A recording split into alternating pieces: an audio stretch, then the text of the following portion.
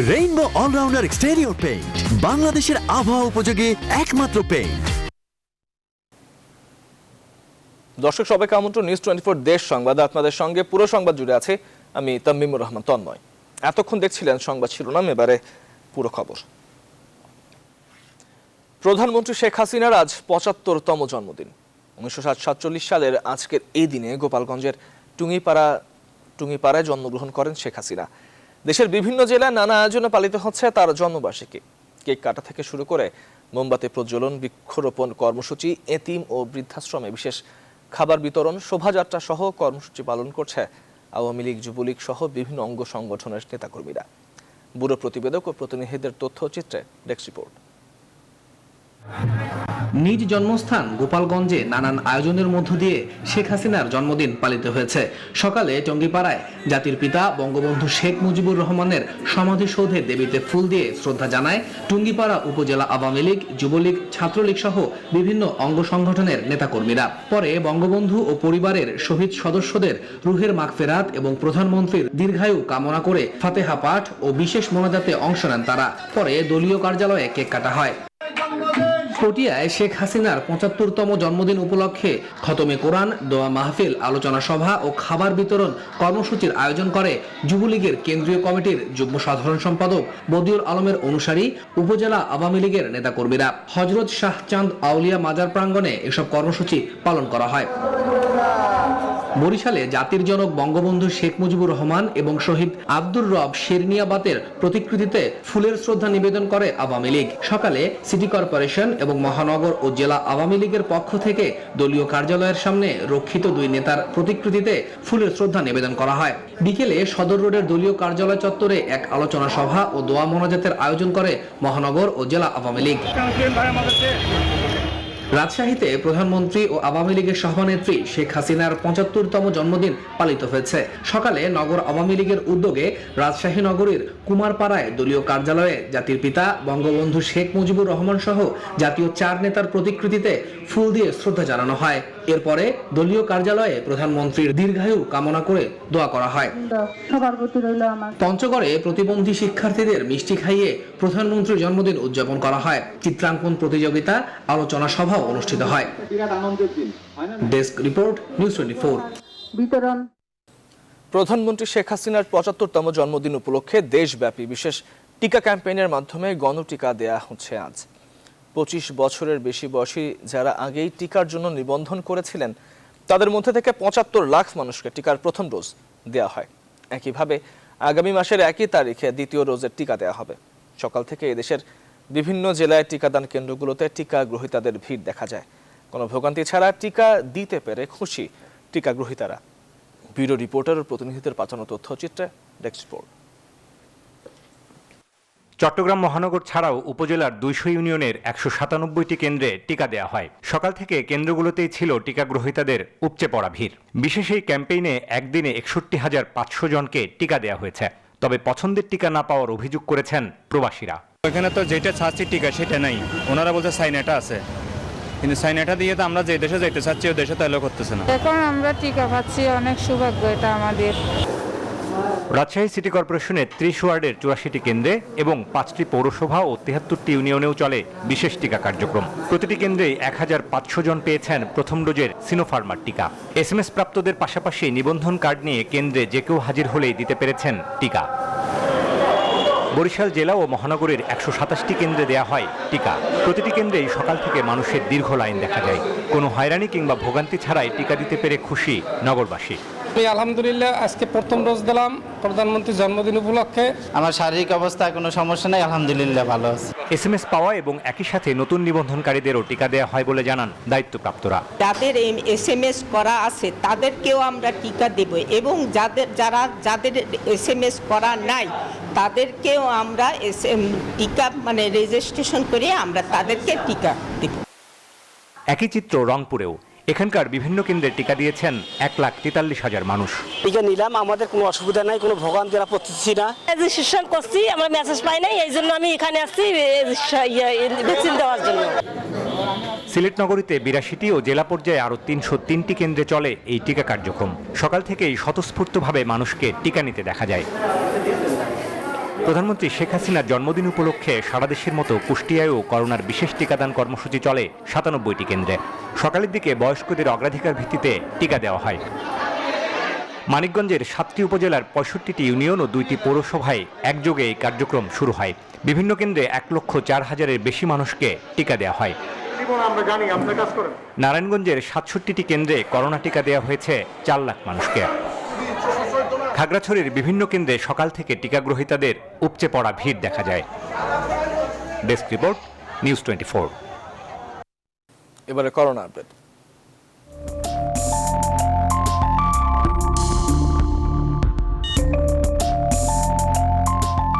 কাপটা ভালো করে ধুয়ে এক কাপ চা। কাপ তো ভালো করে ধুইতাছি, তা আপনি হাতটা ধুবেন না? চাচা মাস্কটা ঠিক করে পড়েন। মাছ পয়লা চা খামু কেমনে? খাওয়ার আগে নামাইবেন, খাওয়ার পরে উঠাইবেন। নিয়ম মাইনা সবাই একসাথে করোনা ঠেকাই। দেশে করোনার সংক্রমণ নিম্নমুখী অবস্থায় স্থিতিশীল রয়েছে। জাতীয় আন্তর্জাতিক পরিসংখ্যান অনুযায়ী দেশে করোনা পরিস্থিতির ব্যাপক উন্নতি হয়েছে। গেল ১ মাস ধরে করোনায় দৈনিক আক্রান্ত ও মৃত্যুর সংখ্যা এবং শনাক্তের হার হ্রাস অব্যাহত রয়েছে। ২৪ ঘন্টায় করোনা ও উপসর্গে কয়েক জেলায় প্রাণ হারিয়েছেন ২১ জন। রাজশাহী মেডিকেলের করোনা ওয়ার্ডে ৬ জনের মৃত্যু হয়েছে। ময়মনসিংহ মেডিকেল কলেজ হাসপাতালের করোনা ইউনিটে ৪ জনের মৃত্যু হয়েছে। চট্টগ্রামের করোনা ডেডিকেটেড হাসপাতালে ২ জনের মৃত্যু হয়েছে। এছাড়াও যশোরে ১ জন, কুষ্টিয়ায় ৫ জন, বগুড়ায় ১ জন ও বরিশালে ২ জন মারা গেছেন।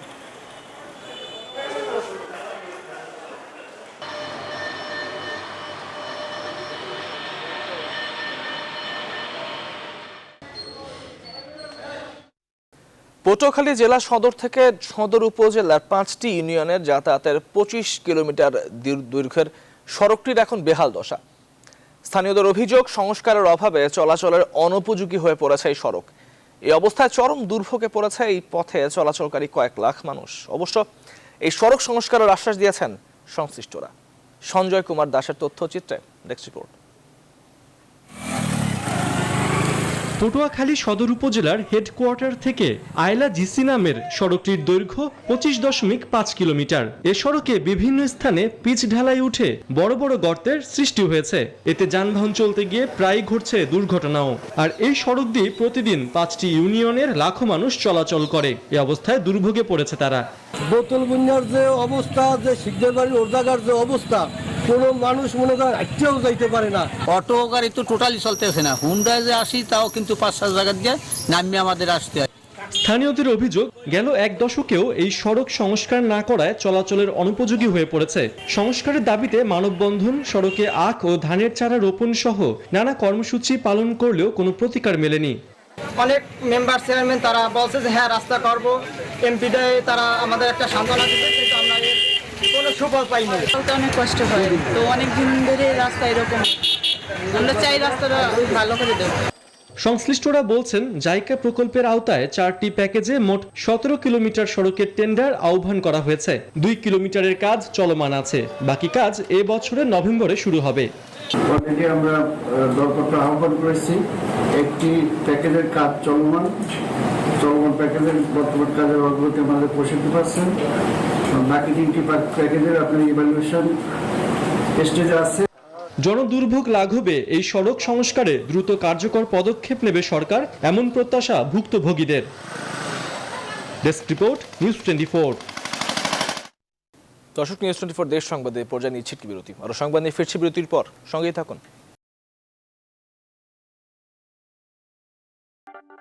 বিরতির পর স্বাগত আরো একবার, দেখছেন নিউজ 24 দেশ সংবাদ।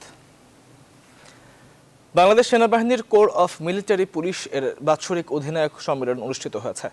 সকালে সাবা সেনানিবাস্ত corps of military police centre and school এ সম্মেলন অনুষ্ঠিত হয়। এতে প্রধান অতিথি হিসেবে উপস্থিত ছিলেন সেনাবাহিনীর প্রধান এস.এম. শফিউদ্দিন আহমেদ।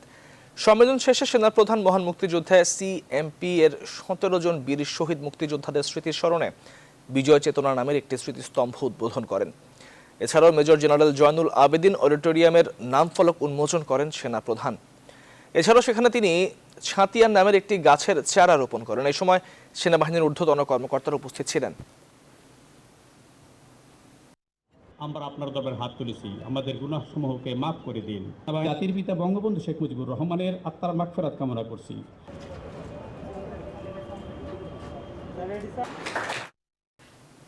চট্টগ্রাম নগর জুড়ে অসংখ্য অরক্ষিত ড্রেন এখন মরণ ফাঁদ।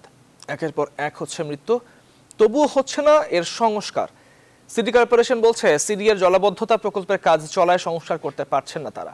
আর সিডিএ বলছে জলাবদ্ধতা প্রকল্পের খাল খননের পাশাপাশি চলছে ড্রেন সংস্কারেরও কাজ।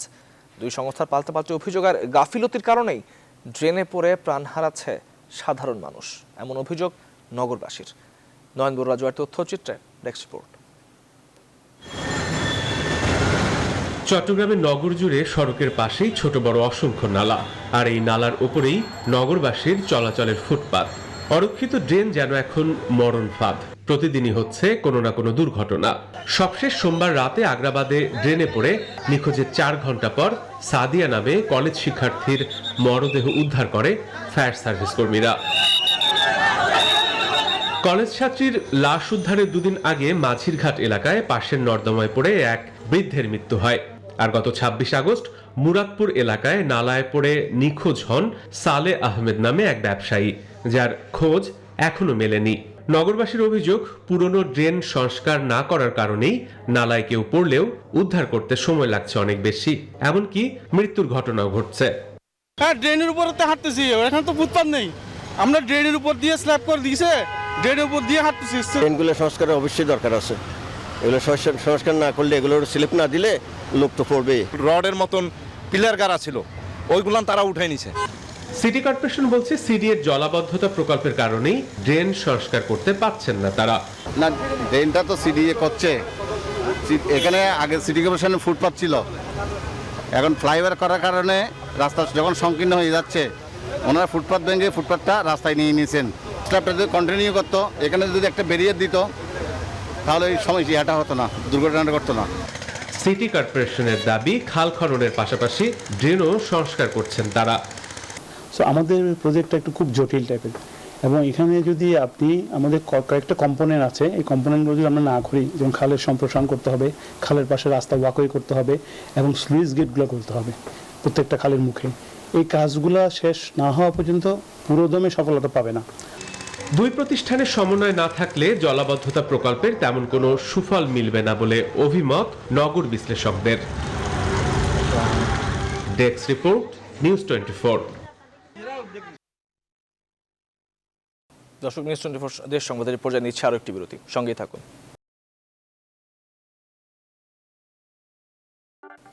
বিরতির পর স্বাগত আরো একবার, দেখছেন নিউজ 24 দেশ সংবাদ। দর্শক, বিরতিতে যাওয়ার আগে ঠিক যেমনটি জানাচ্ছিলাম যে চট্টগ্রাম নগর জুড়ে অসংখ্য অরক্ষিত ড্রেন এখন মরণ ফাঁদ। বিপজ্জনক নালার ব্যাপারে আরো তথ্য জানাতে আমাদের সঙ্গে যুক্ত হচ্ছেন সহকর্মী শেখ জায়েদ। জায়েদ, পরপর 2 মাসে 2টি ঘটনা, কর্তৃপক্ষ উদাসীন এই ব্যাপারে কোনো সন্দেহ নেই, তবে নগরীর কয়টি পয়েন্ট ঠিক এরকম ঝুঁকিপূর্ণ অবস্থায় রয়েছে বলে আপনি জানতে পেরেছেন?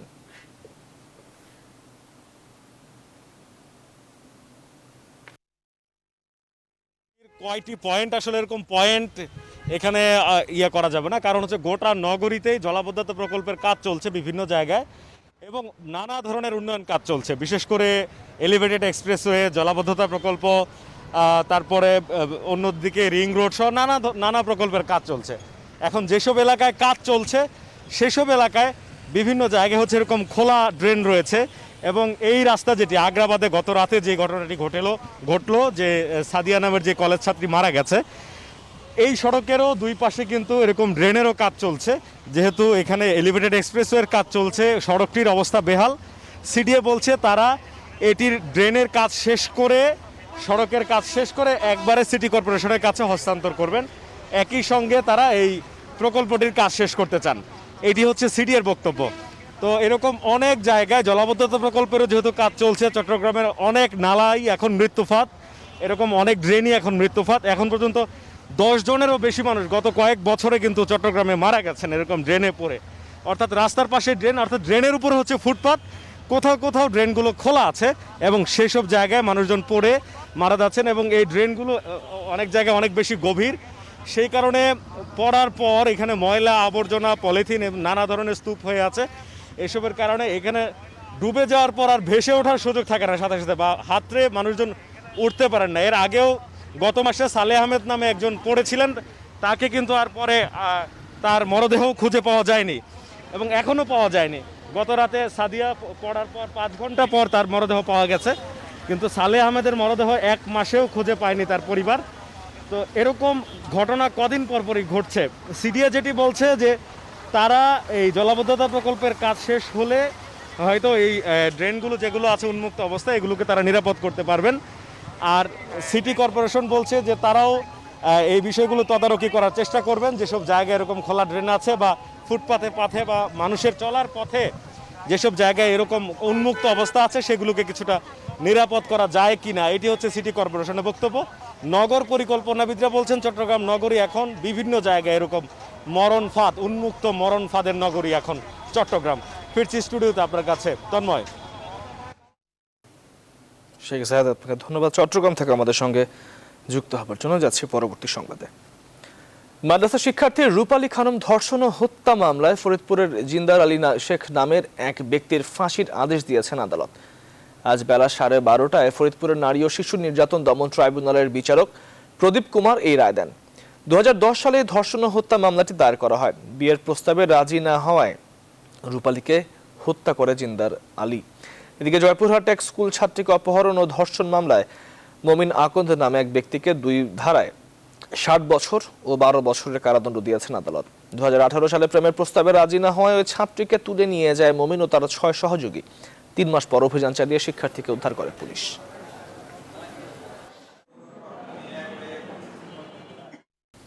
বাগেরহাটে ইউনিফর্মের সঙ্গে মিলিয়ে সাদা জুতো না পরায় শতাধিক শিক্ষার্থীকে ক্লাসে প্রবেশ করতে দেয়নি স্কুল কর্তৃপক্ষ। সকালে জেলার মংলা উপজেলায় সেন্ট পলস উচ্চ বিদ্যালয়ে এই ঘটনা ঘটে। শিক্ষার্থীরা জানান সকাল 9টায় ক্লাস শুরু ঠিক আগে সব শিক্ষার্থীর ইউনিফর্ম তদারকি করেন প্রধান শিক্ষক ব্রাদার জয়ন্ত কস্তা। এই সময় শতাধিক শিক্ষার্থীকে বিদ্যালয়ের বাইরে বের করে দেন তিনি। পরে উপজেলা নির্বাহী কর্মকর্তার হস্তক্ষেপে ক্লাসে ফিরে যায় শিক্ষার্থীরা।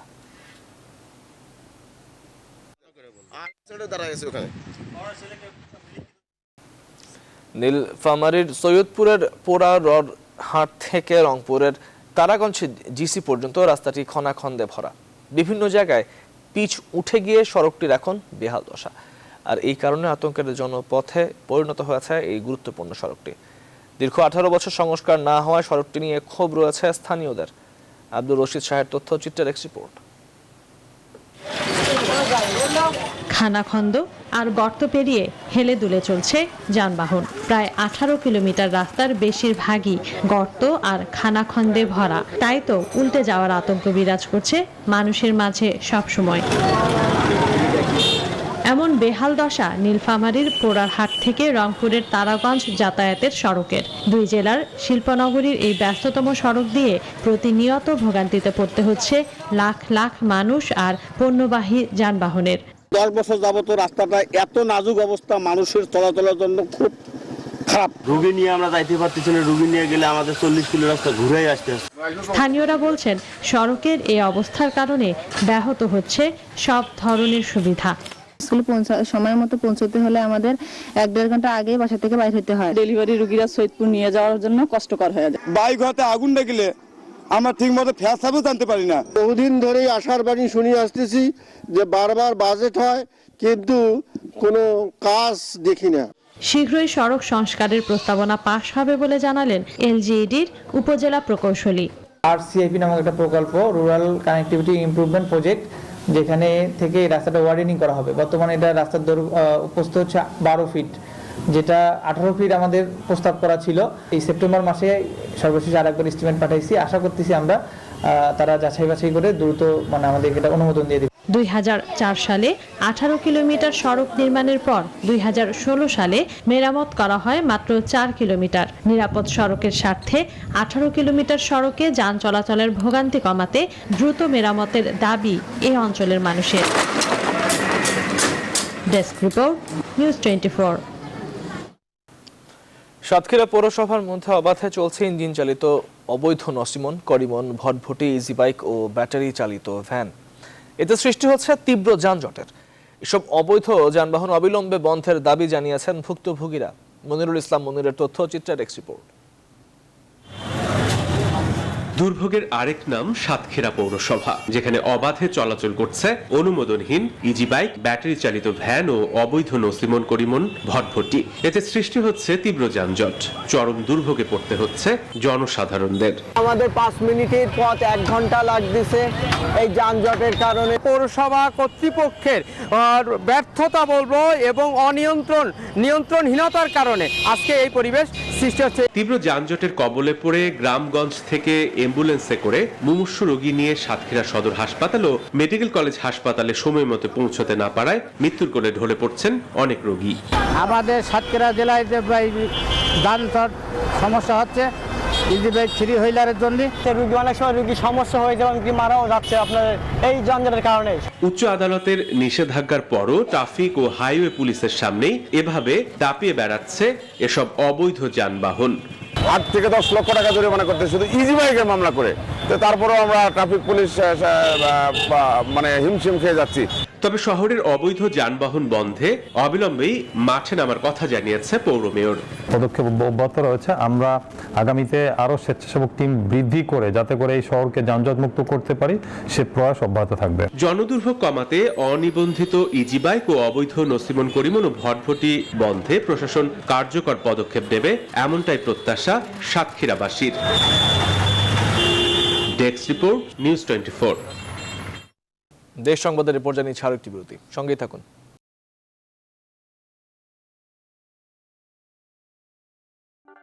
বিরতির প্রসঙ্গত আরো একবার দেখছেন নিউজ 24 দেশ সংবাদ। দর্শক, প্রধানমন্ত্রী শেখ হাসিনার জন্মদিন উপলক্ষে বুড়িগঙ্গা নদীতে নৌকা বাইচ প্রতিযোগিতার আয়োজন করা হয়েছে। সেখানে আছেন সহকর্মী তালুকদার বিপ্লব। যাচ্ছি সেখানে।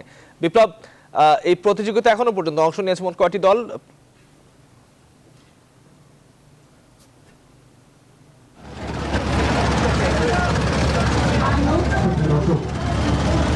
যারা এই মুহূর্তে চোখ রাখেন বাংলাদেশের প্রথম এবং একমাত্র চ্যানেল ফেস করছে, সবাইকে আমন্ত্রণ জানাচ্ছি বাংলার ঐতিহ্যবাহী খেলা নৌকা বাইচ উপভোগ করার জন্য, যেটা আয়োজন করেছে বাংলাদেশের অভ্যন্তরীণ নৌ পরিবহন কর্তৃপক্ষ এবং সার্বিক সহযোগিতায় বাংলাদেশ বোয়িং ফেডারেশন। বুড়িগঙ্গার বুক চিরে নৌকা বাইচ কম্পিটিশন, দুধারে কিন্তু মানুষ কিল ধরার জায়গা নেই এবং এই বাইচ উপভোগ করার জন্য দেশের বিভিন্ন প্রান্ত থেকে অনেকে কিন্তু উপস্থিত হয়েছেন। বাংলাদেশে আমাদের সঙ্গে আছেন মাহফুজ আলম, সঙ্গে রয়েছেন এসএম আব্দুল শাকুর।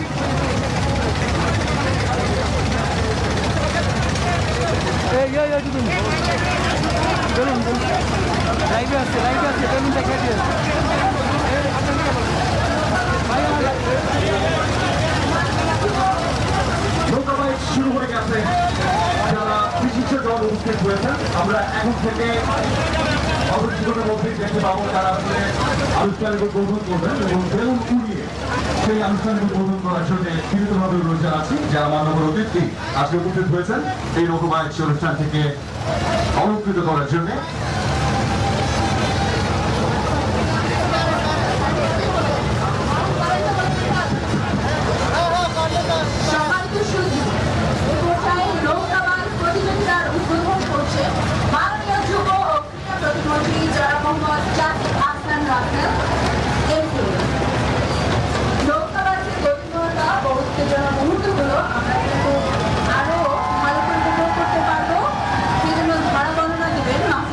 মাননীয় প্রধানমন্ত্রী শেখ হাসিনার জন্মদিন উপলক্ষে বাংলাদেশ অভ্যন্তরীণ নৌ পরিবহন কর্তৃপক্ষ এবং বাংলাদেশ অভ্যন্তরীণ নৌ পরিবহন কর্তৃপক্ষের আয়োজন এবং বাংলাদেশ বোয়িং ফেডারেশনের সহযোগিতায় দারুণ এই আয়োজনটি। বুড়িগঙ্গার দু প্রান্তের মানুষ, অসংখ্য মানুষ কিন্তু উপভোগ করছে চিরায়ত বাংলার এক ঐতিহ্যবাহী আয়োজন নৌকা বাইচ। আনুষ্ঠানিকভাবে কিন্তু উদ্বোধন ঘোষণা হচ্ছে। আমরা দেখতে পাচ্ছি গণপ্রজাতন্ত্রী বাংলাদেশ সরকারের মাননীয় প্রতিমন্ত্রী যুব ও ক্রীড়া মন্ত্রণালয় জনাব মোহাম্মদ জাহিদ হাসান রাসেল এমপি, সঙ্গে রয়েছেন ঢাকা উত্তর সিটি কর্পোরেশনের মাননীয় মেয়র জনাব মোহাম্মদ আতিকুল ইসলাম, ঠিক একই সঙ্গে রয়েছেন হাজী মোহাম্মদ সেলিম এমপি, মাননীয় সংসদ সদস্য জাতীয় সংসদ, একই সঙ্গে রয়েছেন কিন্তু স্থানীয় পর্যায়ের গণ্যমান্য ব্যক্তিবর্গ। সবাই কিন্তু প্রাণের খেলা এই নৌকা বাইচ ঢাকার বুড়িগঙ্গা এই ধরনের আয়োজন কিন্তু মাহফুজ নিয়মিত দেখা যায় না, ফলে দু প্রান্তে মানুষ কিন্তু উপচে পড়েছে এই আয়োজন উপভোগ করবার জন্য। অ্যাবসলিউটলি আমরা আকাশে দেখতে পাচ্ছি অসংখ্য বেলুন উড়ে যাচ্ছে। আসলে সেই শুধুমাত্র বেলুন চিন্তা করলে হবে না, এগুলো বাংলার মানুষের স্বপ্ন, বাংলার মানুষের অনুভূতি আজকে উড়ে যাচ্ছে। দর্শক, বুড়িগঙ্গা নদীতে নৌকা বাইচ প্রতিযোগিতা চলছিল, যুক্ত হচ্ছিলাম আমরা সেখানে। যাচ্ছি পরবর্তী সংবাদে। নেত্রকোনার দুর্গাপুরে প্রাকৃতিক সৌন্দর্য উপভোগ করতে দর্শনার্থীদের ঢল নেমেছে। পর্যটনের অপার সম্ভাবনা থাকা সত্ত্বেও অবকাঠামোগত উন্নয়ন না হওয়ায় দুর্ভোগে পড়ছেন পর্যটকরা। যদিও পর্যটকদের আকৃষ্ট করতে নানা উদ্যোগ নেয়ার পাশাপাশি দর্শনার্থীদের স্বাস্থ্যবিধি ও নিরাপত্তা জোরদার করেছে স্থানীয় প্রশাসন। সোহান আহমেদ কাকুনের তথ্যচিত্রে ডেস্ক রিপোর্ট। প্রাকৃতিক সৌন্দর্যের আরেক লীলাভূমি নেত্রকোনার বিভিন্ন পর্যটন স্পট। করোনার দীর্ঘদিনের বন্দি দশা থেকে মুক্তি পেয়ে জেলার সোমেশ্বরী নদীর স্বচ্ছ জলরাশি, বিজয়পুরের কমলা বাগান, চীনামাটির পাহাড়ি সৌন্দর্য উপভোগ করতে প্রতিদিনই বিভিন্ন স্থান থেকে দর্শনার্থীরা আসছেন এখানে। এখানকার সাদামাটির পাহাড় এরই মধ্যে আন্তর্জাতিকভাবে জিআই পণ্য হিসেবে ভৌগোলিক পরিচিতি পেয়েছে। তবে দীর্ঘদিন ধরে দুর্গাপুরের অসংখ্য দর্শনার্থীরা আসলেও এখনও এখানে গড়ে ওঠেনি পর্যাপ্ত অবকাঠামো সুব্যবস্থা। এতে কিছুটা সমস্যায় পড়তে হয় ঘুরতে আসা পর্যটকদের। এতদিন তো কোভিডের জন্য পর্যটক আসতে পারে নাই, এখন পর্যটকের উপচে পড়া ভিড় এই এলাকায়। পাহাড় দেখলাম, নদী নালায় যে টলারে পার হইলাম, সবকিছু ভালো লাগছে। এত সুন্দর একটা পর্যটন কেন্দ্র যেখানে রাস্তাঘাটের কোনো ব্যবস্থা নাই, এখানে এই নিরাপত্তার একটা বিষয় কিন্তু এখানে থেকে যায়, যেটা আমরা বিগত সময়েও বেশ কয়েকবার বলার পরেও এইভাবে কিন্তু এখন পর্যন্ত আমাদের চোখে পড়ে নাই। পাহাড়ি ক্ষুদ্র নৃতাত্ত্বিক গোষ্ঠীর সাংস্কৃতিক ঐতিহ্য দর্শনার্থীদের সামনে তুলে ধরতে উদ্যোগ নিয়েছে Birishiri culture academy. Birishiri culture একাডেমির ওয়েবসাইট, এই ওয়েবসাইটের মাধ্যমে আমরা এখানকার দর্শনীয় স্থানগুলোকে যেন বাইরের যারা পর্যটক রয়েছে তারা যেন জানতে পারে, ওয়েবসাইট ভিজিট করে। আমাদের বিভিন্ন এখানে ছবি সহকারে দেওয়া আছে। এদিকে পর্যটকদের আকৃষ্ট করতে নানা উদ্যোগ নেয়ার পাশাপাশি স্বাস্থ্যবিধি ও নিরাপত্তা জোরদারের কথা জানিয়েছে স্থানীয় প্রশাসনিক কর্মকর্তারা। জেলা প্রশাসন এবং উপজেলা প্রশাসনের উদ্যোগে পর্যটকদের যে অন্যান্য সুবিধার বিষয়গুলো যেগুলো আছে সেগুলো আমরা দেখার চেষ্টা করছি এবং আমরা একটা মাস্টার প্ল্যান হাতে নিয়েছি। আমাদের কিন্তু প্রতি বছরই আমরা একটা প্রস্তুতি রাখি এবং ওপারে আমাদের একটা টিম থাকে, বিশেষ করে আমাদের দুর্গাপুর এলাকায় যে পর্যটন এলাকা। পর্যটনের অপার সম্ভাবনাময় নেত্রকোনার বিভিন্ন টুরিস্ট স্পটের অবকাঠামোগত উন্নয়নে কর্তৃপক্ষ কার্যকর পদক্ষেপ নেবে, এমনটাই প্রত্যাশা নেত্রকোনাবাসীর। Desk report, news 24। দক্ষিণাঞ্চলের উৎপাদিত গুরুত্বপূর্ণ ফসলের নিরাপদ উৎপাদন প্রযুক্তি বিষয়ে কর্মশালা অনুষ্ঠিত হয়েছে বরিশালে। কৃষি সম্প্রসারণ অধিদপ্তরের এই সংক্রান্ত একটি প্রকল্পের আয়োজনে এই কর্মশালার প্রধান অতিথি ছিলেন কৃষি গবেষণা ইনস্টিটিউটের পরিচালক ডক্টর মোহাম্মদ শামসুল আলম। 48 জন কৃষি কর্মকর্তা ও 2 জন কৃষকের অংশগ্রহণ করেন এই কর্মশালায়। কৃষি বিজ্ঞানীরা বলেন, রাসায়নিক কীটনাশকের পরিবর্তে জৈব বালাইনাশকের ব্যবহার বাড়াতে পারলে পান, সুপারি, নারিকেল ও ডাল সহ গুরুত্বপূর্ণ ফসলের নিরাপদ উৎপাদন সম্ভব।